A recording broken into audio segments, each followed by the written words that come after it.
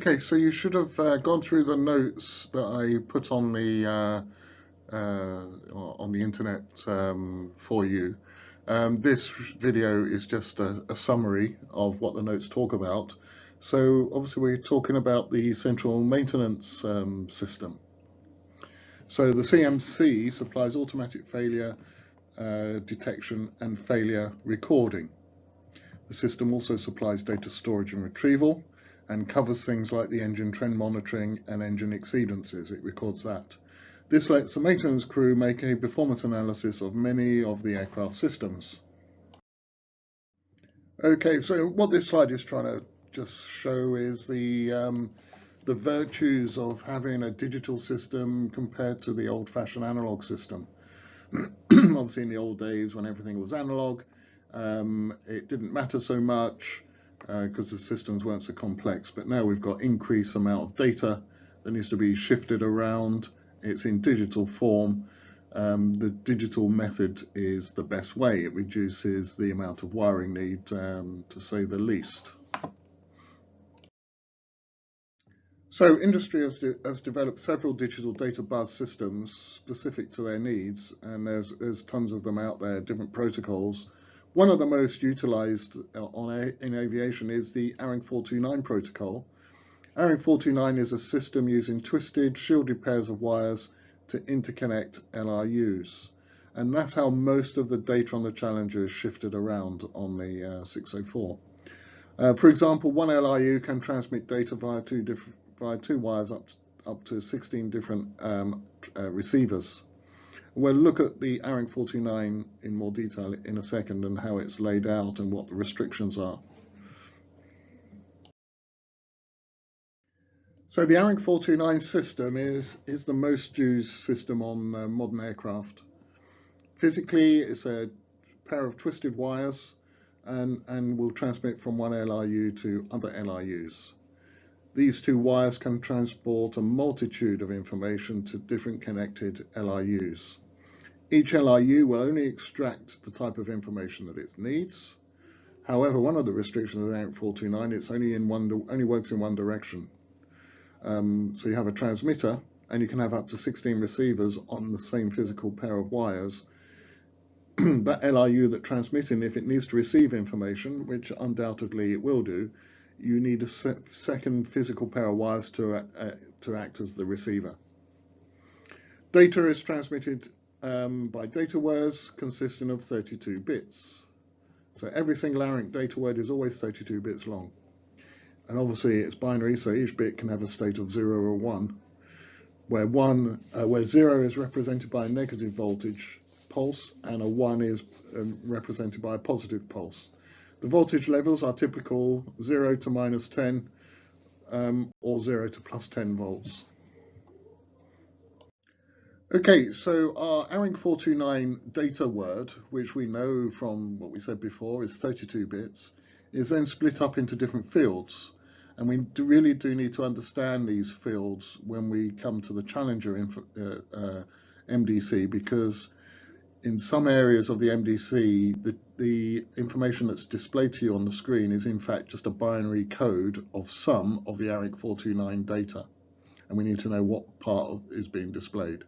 So bits 1 to 8, so bit 1 is the far right hand bit. Bits 1 to 8 is called the label. Then we have bits 9 and 10, which is the SDI, source destination identifier. Then we have the main data field, which is bits 11 through to 29. Bits 30 and 31 is the sign status matrix, and bit 32 is the parity bit. We'll come on to that in a minute. So the first 8 bits are called the label, and the label identifies the type of information being transmitted. Bits 9 and 10 identify the source or destination. So it's the source destination identifier. The source destination identifier is used to identify the source LRU, so be it the left or right one, or number 1, number 2, number 3, etc. Or when the information is directed to a specific LRU in a multi-system installation. Bits 11 to 28 or 29 are the actual physical data itself. Okay, bit 32 is the parity bit, and this is used to confirm, it's like a kind of quick acid test to confirm the transmission efficiency. And on ARINC 429, the parity bit is set to odd. So the addition of all the bits from 1 to 32 must end up in an odd number. Now, of course, sometimes they might not be an odd number because it depends what is in the data field, which could, is variable. It depends what it is. So it must always add up to an odd number. So if you add it up and it's an even number, they set the parity bit to 1 to make it an odd number. If they add up all the bits and it is an odd number, then they just leave the parity bit at 0. So the parity bit number 32 can, and you will see it on the MDC, is kind of, though, for our purposes, is kind of irrelevant, because it could be a 1, it could be a 0. It's kind of irrelevant what it is, because it's always going to be, it just makes it an odd number. So let's see how now that all interfaces with the Challenger system. So on the Challenger, we have the MDC system, or Maintenance Diagnostic System / Maintenance Diagnostic Computer. The MDC, the physical MDC, the computer itself, is actually a module within the IAPS card cage. So the central maintenance system supplies automatic failure detection and failure recording, and it supplies data storage and retrieval. So we can retrieve the information from a database unit. The picture there is showing an old-fashioned floppy disk drive. They're virtually obsolete now, but you might still see some aircraft that use them. These days, that physical unit is replaced with a USB drive. You just stick a USB stick on there to download the information, or indeed upload the information. When you're doing the nav database update, for example, you'll use a database unit to update the nav database. So the CMC uses the Maintenance Diagnostics Computer, which is a module in the IAPS car cage, to receive the diagnostic data from all the avionic units and some engine and airframe units. And these diagnostics can be used to test and troubleshoot the respective systems. Okay, let's take a look at the components then. So the MDC consists of the following. The Maintenance Diagnostic Computer System consists of the following. We've got the actual computer itself, which is in the IAPS, as I said. The central maintenance switch. Now this is located on circuit breaker panel 1, which is behind the pilot seat, and is used to select which MFD we're going to display the information on. We've got the database unit, which is basically the floppy disk drive or USB drive. We've got the ICAS control panel, which we use to navigate through the various menus. The display control panel as well, which we kind of use in conjunction with the flight control panel, the autopilot panel. The normal MDC access is pretty much we're using the ICAS control panel to navigate through the menus. When you go into the flight control system diagnostics, which is all of the flight control system diagnostics are actually hosted within the flight control computers. You use the autopilot panel and the display control panel to navigate through those menus. Market data connection re-established. You're just using the MDC in that case as a conduit to kind of display the information and provide the interface. But for the flight control system diagnostics, it's all hosted not by the MDC itself, but by the flight control computers. So we'll look at that in more detail actually when we do the autopilot system. So as I said, the maintenance switch is used to set which MFD you're going to display the information on. The ICAS control panel navigates you through all the various menus, and the flight control panel for the autopilot diagnostics. The maintenance switch is on the circuit breaker panel 1 behind the pilot. It's got a 3-position switch, MFD1, MFD2 or off. So when you put it to MFD1 or 2, that MFD will then display the MDC information. Database unit is used to transmit the maintenance data from the MDC to a floppy disk. probably the USB these days, is also used to transmit the maintenance tables, load route checklist, database updates from a floppy disk to the MDC or indeed the flight management system. Floppy disk is a self-contained 3.5-inch storage unit. The DBU is on the co-pilot's console, and there's a little eject button to eject the disk. The MDC routinely monitors individual LIU diagnostic words on the 4 IAPS IOCs, input-output concentrators. Some of the systems report via the DCUs and some via the PFD and MFD. The MDC internally compiles a maintenance file for each reporting LIU, stores those files in non-volatile memory, and then when a request for diagnostics is received, the MDC processes the appropriate information and transmits page-formatted display data to whichever MFD we've selected. When the CMC switch is set to either MFD1 or MFD2 position, it applies a ground to the left or right display control panel, and the maintenance menu page is displayed on the selected MFD.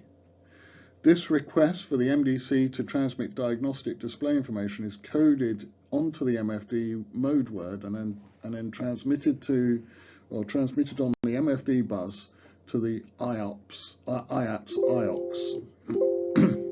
The MDC computer handles the primary system diagnostics, and the FCC computers handle the flight control system diagnostic functions.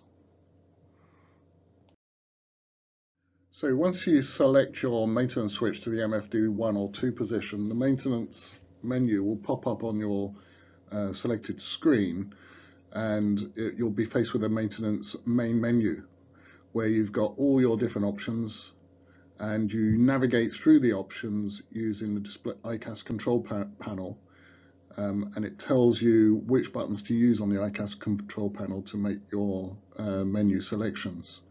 So you scroll down the list, you've got LIU status, fault history, diagnostics data, engine exceedance history, engine trend history, maintenance message, disk operations, aircraft ident set operation, FCC diagnostics, and configuration strapping unit. So you make your selections, press select, and it will then take you to the next level.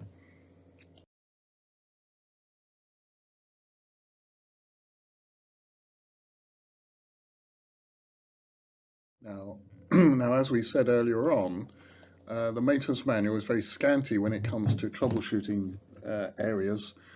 Some chapters do have some fault troubleshooting, and you'll find these in the 101s, page 101s and onwards, and they will provide guidance in accessing the MDC and using it as a troubleshooting tool.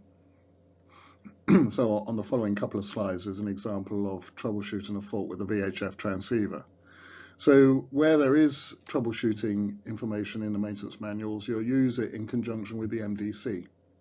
The other place to find information, remember, is the SmartFix Plus area of the website. So the LIU status page is the first level of troubleshooting, really.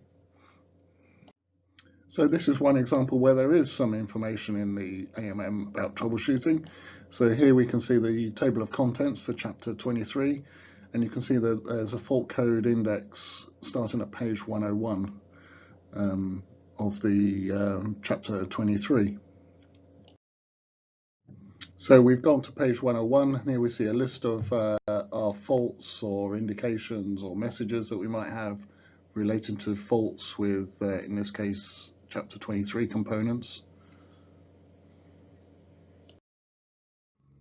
And then you go to that. You select the page for your particular snag, and then the troubleshooting process is a series of flow charts kind of laid out in a standard way. So you just follow through the flow charts, and it'll tell you which component you need to replace. So the LIU status page provides a list of all the current non-functioning direct, indirect, and internal reporting LIUs. This is a real-time display that updates as fault conditions appear. No faults will be enunciated if all reporting units are working okay in real time. Now, there is a delay of about 30 seconds before a fault is actually flagged up. This just stops nuisance messages being displayed during transient conditions. The list is organized into pages that contain up to 6 LRUs per page. And if there's more than one page, then you can just use the ICAS control panel up and down buttons to go over to the next page. The radar mode enunciation line enunciates the RTA operating mode. The MFD mode line labels the functions of the ICAS buttons, so that's down at the bottom there. So it tells you what, in other words, it tells you what buttons to push on the ICAS control panel to navigate. The LRU field names that the unit is currently diagnosed as non-functional. Each unit is a probably failed LRU, but check the status field before taking any action. So in the status field, the possible messages you will have are failed, off no output, overheat, LRU OK stroke info, deferred maintenance, maintenance, or it's blank. Now, a failed condition means that the diagnostics suspect an LRU failure, so you can probably safely replace that LRU with a good, with a good one. The off stroke no output means that there's nothing being received from that particular LRU. So I wouldn't jump ahead and replace that LRU just on that basis. You would perhaps need to look into why there's no output. Just check the power supplies and so on. Overheat condition means the LRU is overheating, so check the cooling fan or the cooling system for that particular unit. The LRU OK or info condition means the LRU is good and appears on the status page to record an event such as a yaw damper disengagement, for example. Deferred maintenance condition means the LRU is good, but maintenance such as replacing a battery, for example, will soon be required. And the maintenance means that the LRU requires maintenance. So this is the LRU fault history. Now, faults are stored once the aircraft is airborne and within 30 seconds after weight on wheels, with a maximum of 400 faults may be stored in the MDC. The MDC stores the first 10 LRU fault entries per flight leg for up to 50 flight legs in which an LRU fault has occurred. And what it's showing there is, it gives you the LRU, so the first one is ADC2. It gives you the what the detected fault was, so variable circuitry. It gives you the flight leg number that the fault occurred and the time and date that it occurred. And then there's a binary code of the actual fault. Now we're going to look at the binary code in a second.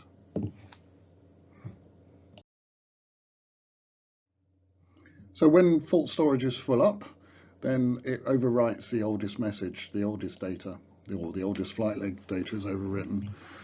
The LRU entry is displayed in chronological order, with the last detected fault being displayed at the top of page 1. And then you can use the ICAS panel up and down buttons to scroll between the pages, with the page numbers displayed in the upper right hand side of the screen. So this is the LRU diagnostic data, and again we're displaying a binary code. Now what we're actually looking at here is the ARINC 429 data word. Now ARINC 429, as we remember, has got 32 bits. And the first 32 bits, the first 8 bits, bits 1 to 8, is a source destination identifier. Now on the binary code that we see on the screen here, it's not displaying 32 bits. If you count them up, it's only displaying 28. So the first 8 bits aren't being displayed. The first 8 bits are not displayed, but what they are, it comes up as the LRU field name, and you can see it there, it says 350 or 351. So that is effectively a decimal version of the first 8 bits. So the very first binary number that you see there is bit number 9. Bit number 9. Okay, and through to bit 32. And basically what we're looking for is bits 9 and 10 tell us whether it's number 1, number 2, or left or right.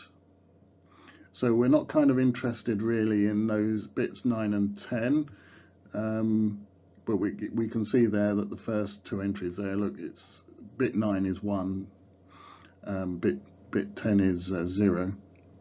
So i.e. it's number 1, which is exactly what it says, ADC 1. ADC 2, if you look at bits 9 and 10, that's set to 1, 0. So it's number 2. What the main body of where the faults would occur is if we see a 1 in any of the other fields apart from bits 9 and 10.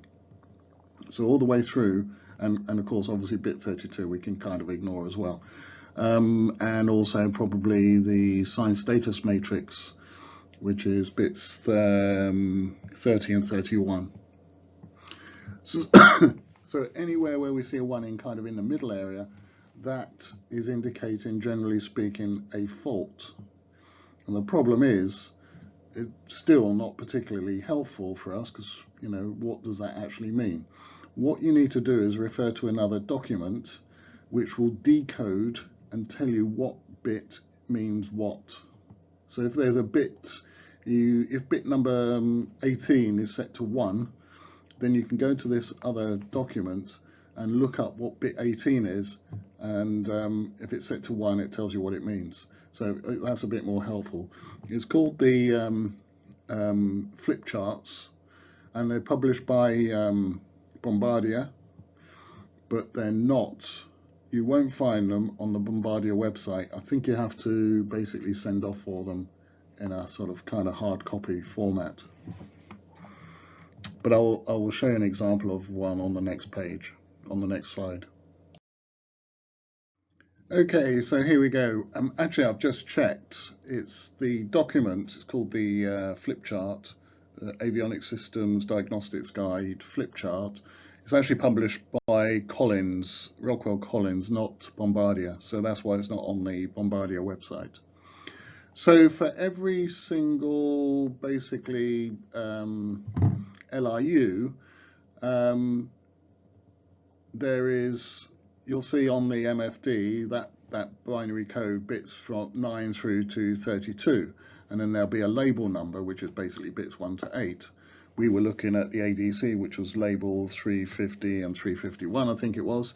So this one is 270/025, which is a cabin pressure acquisition module. So here we can see all the bits that are displayed from 9 through to 32. So bits 9 and 10, as I said, is the SDI code, source destination identifier. So obviously there is only one CPAM, so that will always be 1. And if you look down at the bottom of the page there, it says SDI, bits 9 and 10. So 00 is CPAM, 10 is not used, 01 is not used, and 11 is not used, because there is only one CPAM. Then the rest, bits 11 through to, well, 32, but 32 is the parity bit, so 31 really. What we're looking for is any 1s on that display on the MFD. And if we see a 1, we need to count up which bit number it is, and then we can look down and find out what's the problem. So for example, if bit number 13 was flagging up as a 1 on the MFD, we can see here that the problem is the cabin pressure transducer has failed. If it was bit number 14, it's the altitude is out of range. If it was bit number 11, the power up test has failed. Down at the bottom, the sign status matrix, which is bits 30 and 31. So the only options we've got there on this particular one is 00 would be normal, 10 is NCD, which is no computed data, and then 01 and 11 are not used. So really this little flip chart book is a really handy thing to have, because when you're looking at the MFD and you're just looking at the binary code, it's not very helpful, because although you can see that there's 1 set somewhere, you don't really know what it means. Okay, this is a bit more straightforward. Everything's in plain English. There's no binary here. So this is the engine exceedance history. So we can see our any exceedances on the engine get flagged up and logged. And so we can see here what the exceedance was, what the threshold and peak values were of the actual exceedance, and the time and date of when it happened. Obviously this information as well can all be downloaded onto your disk or USB stick.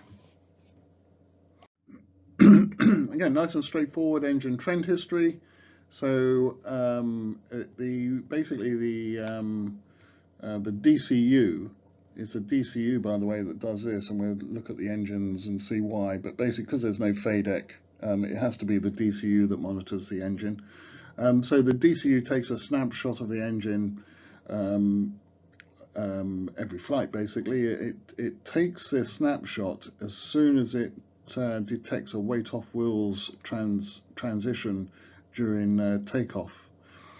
It does that every time. It just takes a snapshot. So it's looking at N1, N2, ITT, vibration, oil pressure, oil temp, fuel flow, the status of the pack, what it was on, what it was doing, whether the cowl anti-ice was on or off, whether the wing anti-ice was on or off, the airspeed, pressure, altitude, and TAT. So boom, it takes a snapshot and then stores it. And obviously that information gets sent off to whoever manages your engine, and then over a period of time they build up a trend of engine performance. So and then they can then predict and schedule your engine maintenance accordingly. Okay, so these are maintenance messages. There aren't actually very many of them. We've got flat motor 1 over here, but the other messages in the list are left and right fuselage duct, left and right wing duct, 10th stage duct left and right, 14th stage duct left and right, wing overheat, and then flat motor overheat. So quite limited really in terms of our messages available, and the vast majority of those, apart from the flat ones, in fact they are all related to the bleed air system and leaking bleed air ducts.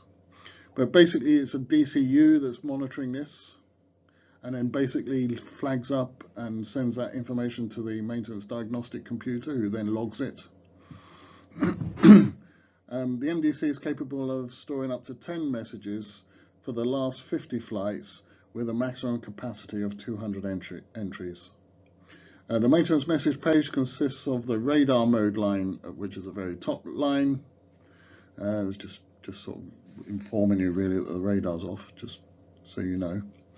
And then you've got the MFD instruction line at the bottom, so it tells you what messages to, what buttons to push on the ICAS panel. And then you've got your list of messages. So it gives you the message, the flight leg, when it happened, and the time and date of when it happened. The disk operations page, this just simply allows you to either write information from the disk to the MDC or from the MDC to the disk, or load also checklist files. So the write to disk menu, when you select it, it will then open up this sub-menu, and it will then ask you what do you want to write to disk. So engine trend information, engine exceedances, engine trend and exceedances, the fault history, the maintenance messages, or you can even select all of the above. Boom. And then you just follow the on-screen instructions. It tells you what to do. Basically stick a disk in or stick a USB thing in, and boom, boom, boom, away you go. The aircraft ident set operation option. Okay, this allows you to change the aircraft tail number basically, or the aircraft ID number. It's not something you're going to be doing all the time, you know, only if you get a new aircraft in or you're going to export it or import it or whatever, where you need to do this. But this is where you do it from. So remember, one of the things we can do is go into the FCC diagnostics, which flight control computer diagnostics, which you do from the CMC main menu down at the bottom there. Remember though, the FCC diagnostics is hosted by the FCC cards, not the MDC. You're just using the MDC as a kind of method of providing the interface. Once you go into the FCC diagnostics, there's a whole bunch of things you can do, and now you're going to use the flight control panel and the display panel to navigate through all the various options. rather than the ICAS control panel.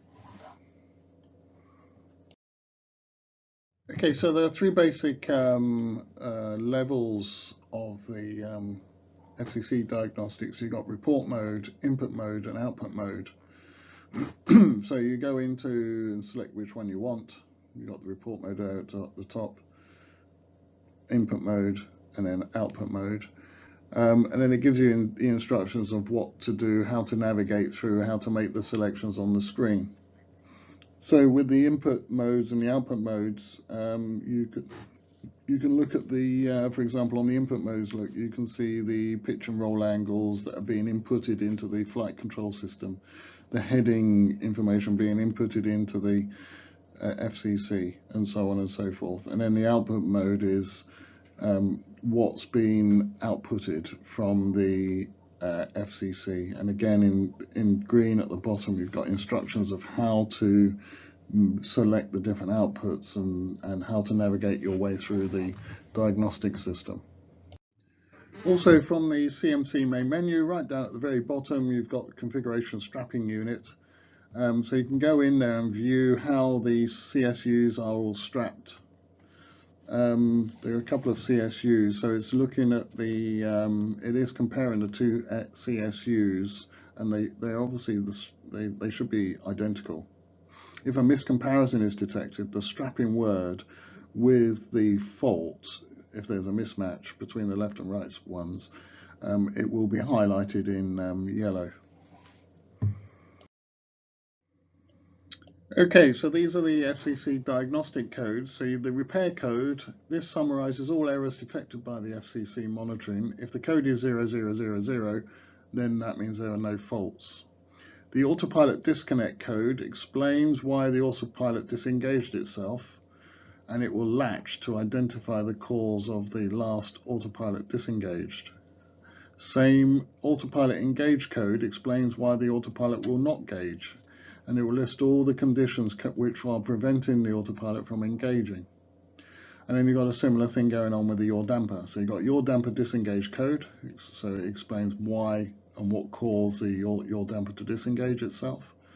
And it will latch so that you can see the cause of the last yaw damper disengagement. And the yaw damper engage code explains why the yaw damper won't engage. And again, it lists all the conditions that are stopping the yaw damper from engaging. If any code is non-zero, refer to the applicable diagnostic summary table in the AMM, and that will provide you with more information. Okay, so that was the CMC summary. I didn't go through absolutely every single page that was in your notes, but we'll cover most of the salient points.